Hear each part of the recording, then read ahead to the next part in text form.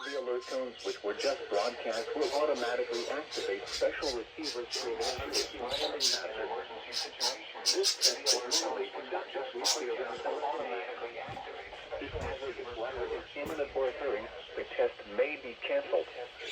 To provide the most warning service possible, the alert tones will only be imminent or occurring for the following counties in the KXI42 areas consistent with warning service possible. The alert tones will only be activated for the following counties.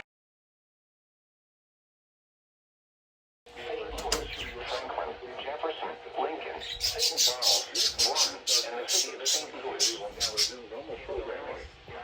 Thank you.